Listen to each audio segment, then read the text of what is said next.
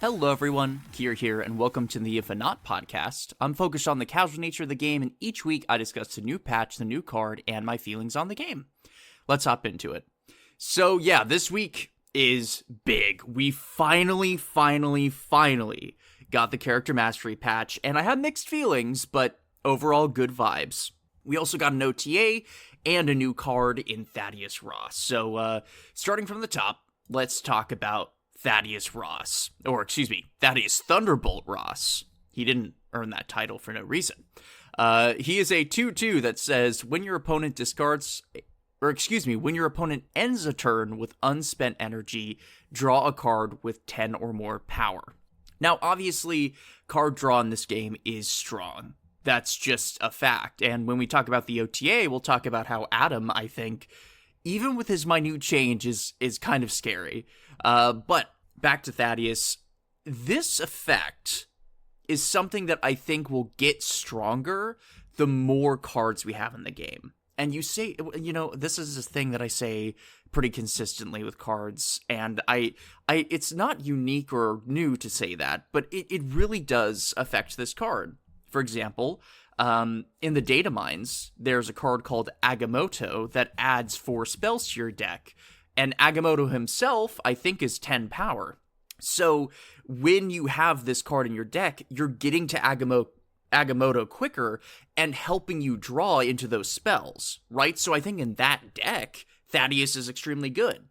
Right now in the game, you have what is essentially the Surtur deck, which has a bunch of 10s in it, and then you have like high evo decks. And I think in high evo decks, this is actually much better than Bruce Banner. Because sure, you can get the effect of Bruce Banner, and there's a chance that he'll pop off and turn into 12 power, but you throw Thaddeus Thunderbolt Ross down, and now you have a chance to draw into your InfiNOT She-Hulk or Hulk, and then you can start building off of that.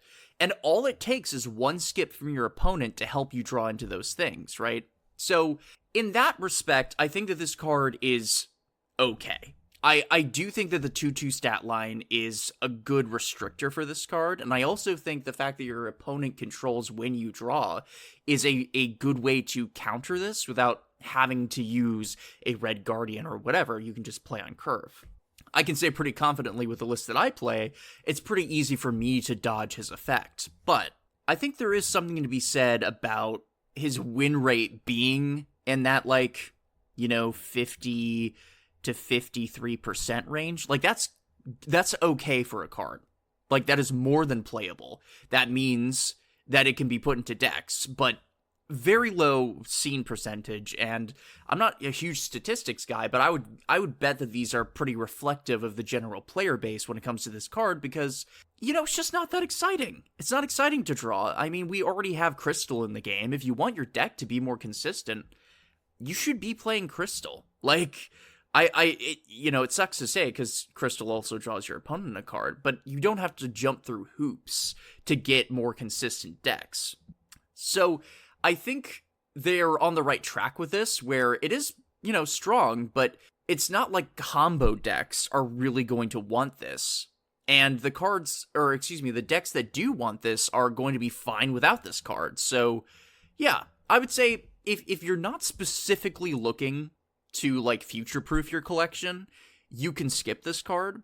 I was pretty tempted just because I know that there are some data mine cards that are going to be big with this card can interact with, and I do want to try this in Black Knight. I don't think I've seen a lot of people experiment with that, but it's not necessary. I don't need it. It's okay. I have Jubilee, which is a staple in my collection, so I don't need to have the extra draw. Overall, I'd say a pretty decent release. I would say 2.5 out of 5, maybe 3. I tend to be pretty middling. I don't like to be on the extremes, but yeah, I'd say 2.5. I think this card does what it needs to do in the decks that it needs to be in. So yeah. Alright, now to the juicy stuff. We got an OTA, and I like these changes a lot more than the previous weeks. I had complained that they weren't taking big swings. I still think they could take bigger swings.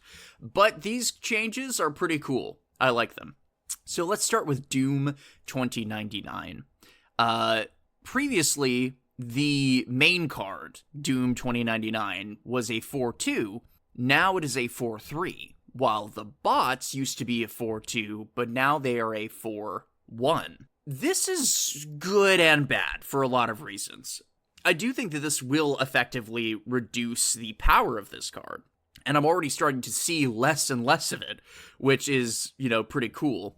I think what this does mean, though, is before there were a lot of options to, Red Guardian, the main Doom, or use, Lady Deathstrike if you can get it in before they get down, a Blue Marvel, or whatever, right? There were ways, because of the low power of the main Doom, to, get rid of the ability to add more Doom bots.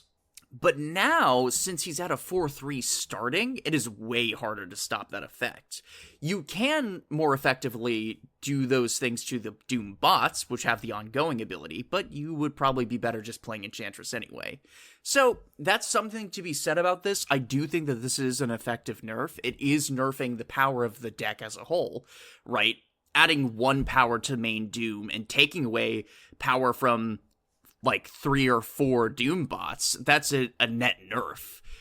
But it's still something to consider. I think that this is going to be less simple to counter.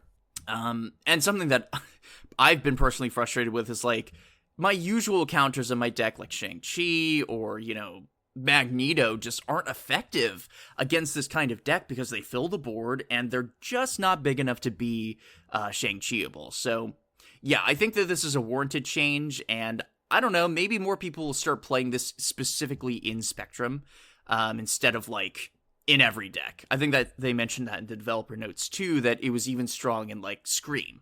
So, yeah, happy to see this. That's a lot of words to say good change.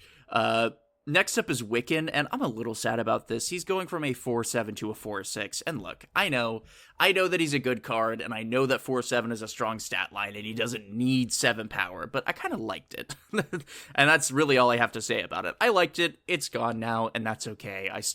I really enjoy Wiccan, so I think that this is fair.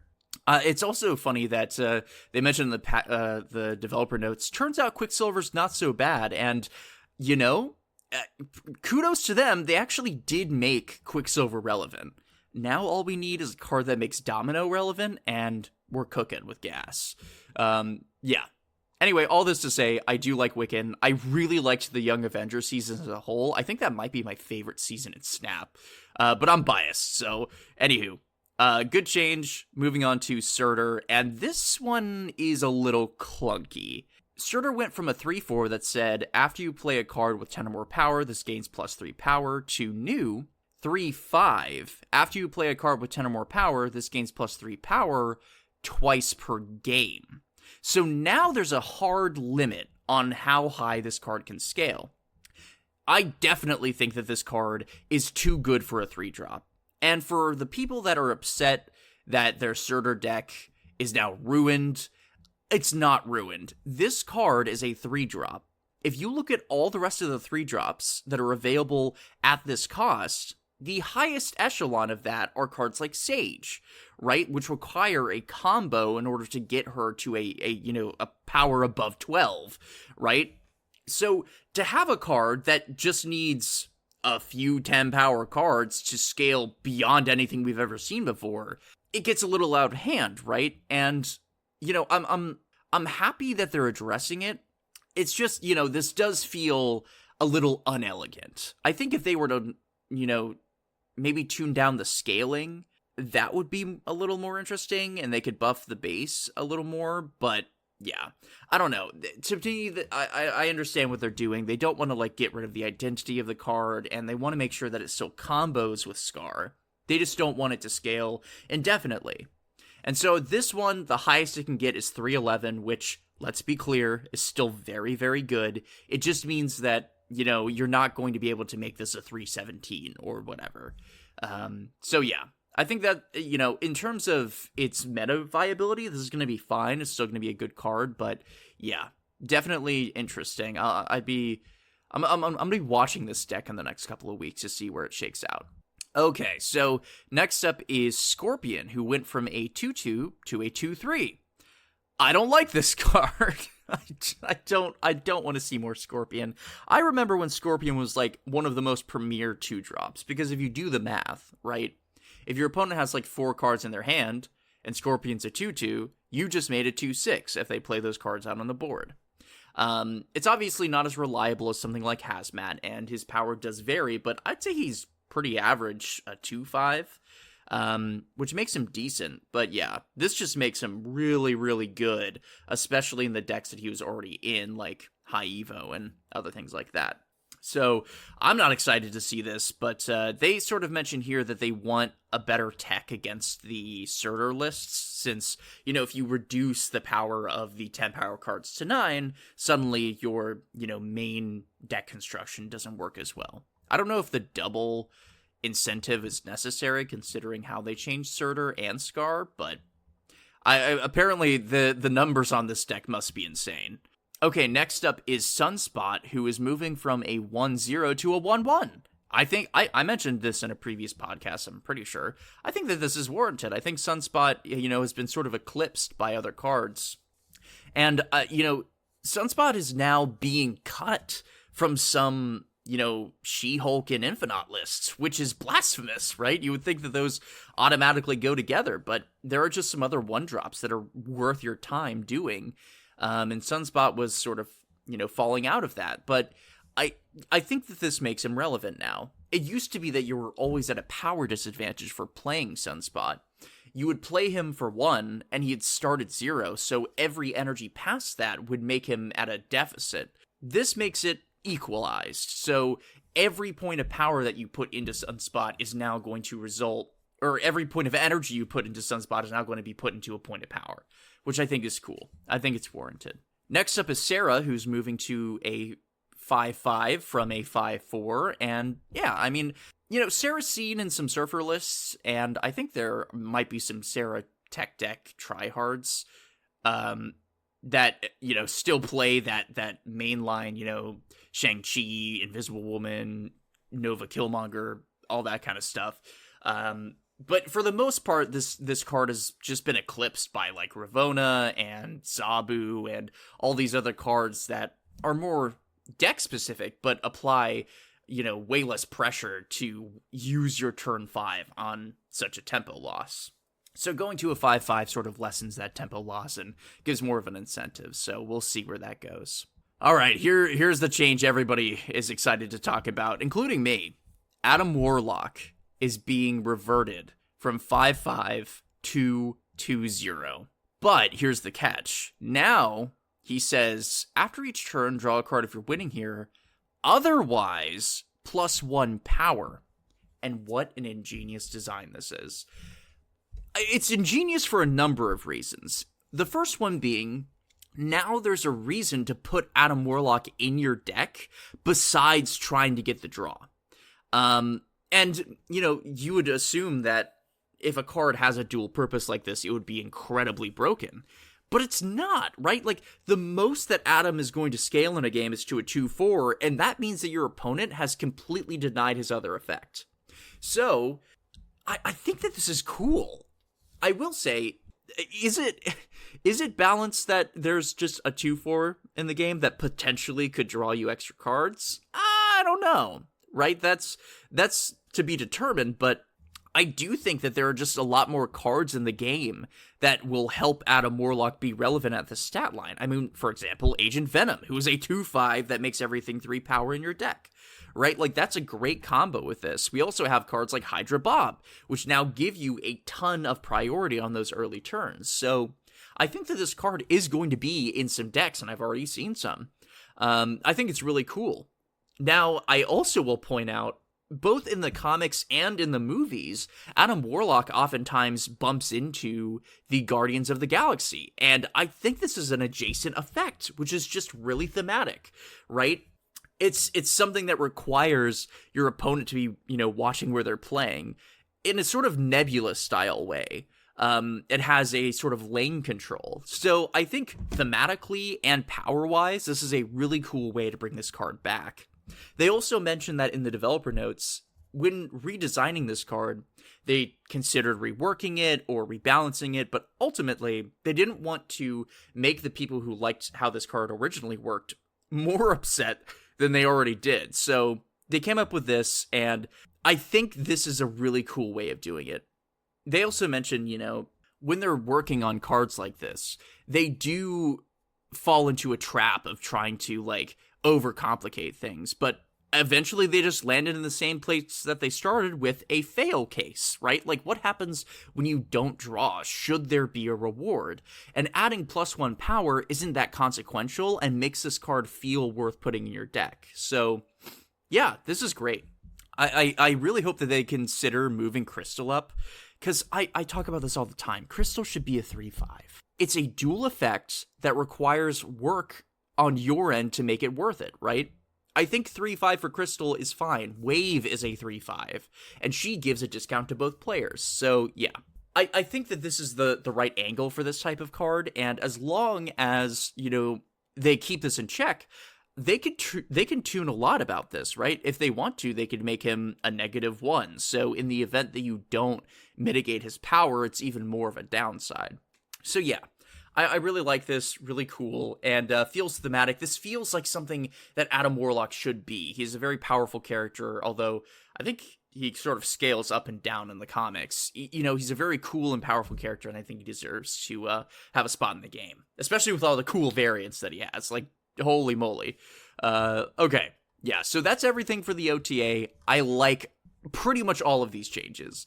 I think a lot of these are warranted for the meta, and even if I'm not personally a fan of Wiccan going to a 4/6, I know it's probably necessary. He doesn't need to be a 4/7. His effect is fairly easy to get, so yeah. All right, let's go ahead and move on to the patch review.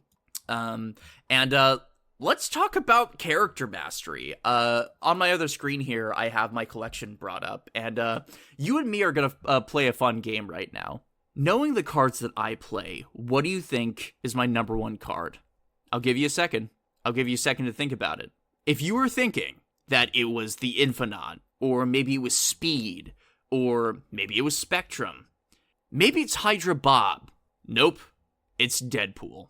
And this is going to lead directly into my main problem that I have with this. I'm going to go with the negatives first, just to get them out of the way, and then I'll start gushing about the positives. Because I think a lot of people feel this too. Right now, the way that the system is weighted, character mastery is based off of how many variants you own, and not how many splits you have. So, for Deadpool, for example, I have split Deadpool exactly once.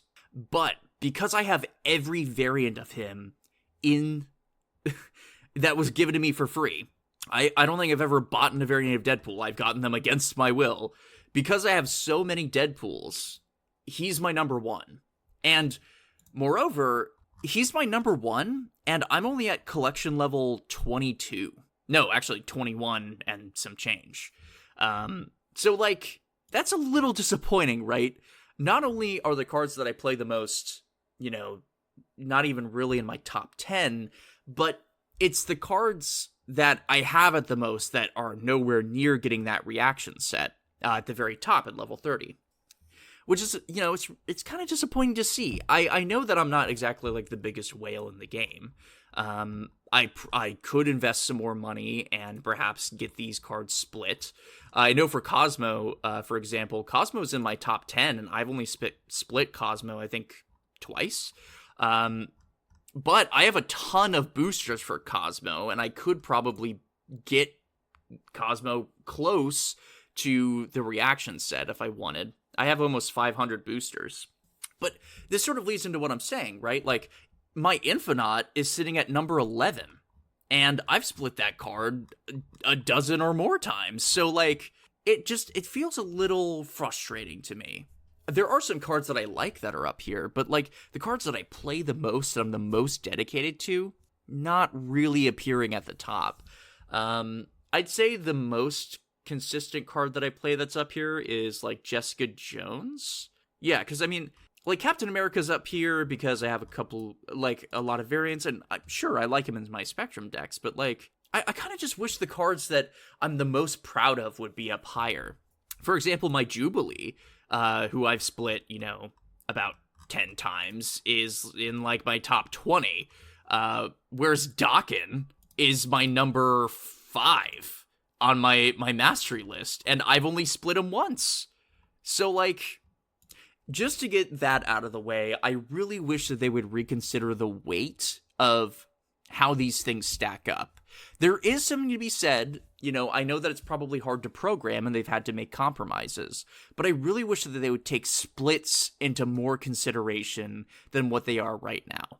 Because it feels like the cards that I've split the most, the ones that I've actually invested my time into upgrading, are not as valuable as, like, Storm, who is my number 2. And I've only split Storm twice? No, just once. I've only split Storm once, but because I have, like, some event variants, she's really, really high up, and the same goes for Magic. I have a ton of variants for Magic, but I've only split her twice. So, yeah, I really wish that they would reconsider that. Let's talk about the positives, though. Character Mastery is everything that was described to us before, right? Where you go up the collection track for a certain card, and you get a bunch of effects. And it was explained, if you guys have not checked out the video that was posted on their main channel, when you get your, effect, like your flare or finish, you can add that to the base card as you would anytime you get a new effect, right? Which works for me because I actually like a lot of the background art. I'm a big fan of flares for that reason, as opposed to changing the background. Not in all cases, but in a lot of them. So that works for me. What is a little upsetting is, like, in order to get, a flare and a finish that you might like, now statistically, it is much, much more difficult. The pool is expanded, so in order to get, for example, a cosmic background with a cosmic flare, it is a minuscule percentage. I'm not smart enough to tell you the exact percentage, but very, very, very, very tiny. And it's already sort of difficult to get the right combination. For months, I've been trying to chase a good flare for Ghost Rider, but I keep getting things like purple or green or whatever, and I just want some orange. So, like, I understand that it's a compromise that they have to make. Of course, when you're splitting for something, it should be exciting and new, but yeah. Overall, I would have to say I like the system. I like how pretty my cards look. I'm actually really loving, like, the psychedelic background. I think that the cosmic flare looks really good on some cards, and I think my favorite background right now is the frosted glass. I think it looks really, really clean and ethereal. But if I were to change the system, I would probably make it so that splits were worth double what they are right now. And I'm pretty sure I still wouldn't, get to character mastery on any of my cards, because that just requires an insane amount. But I would still get closer, and maybe I'd feel, a little more motivated. Right now, it sort of feels like albums in that it's more of a chance thing that I get to complete an album. It's not really something that I can effectively go for. That is everything about this week, and some ups and downs. I like the new character mastery system as a whole. I think it just needs some tweaks, and I also really like the OTA changes. I'm feeling pretty good about the game, actually. Right now I'm playing a Spectrum deck with Wong. That seems to be doing pretty well, and I think it's just because the new Captain America, Sam Wilson, just plays really well with regular Captain America, and putting Wong Spectrum down is just like a bunch of power on the board. So, yeah, I'm having fun with that deck. The weird, like, Doom 2099 meta seems to be slowing down, and I'm happy to be playing the game. So, anywho, thank you for listening, and don't forget to rate this podcast, like, subscribe on YouTube if you're doing it that way, and if there's one thing that you can remember, it's that I'm InfiNOT. Thanks for listening.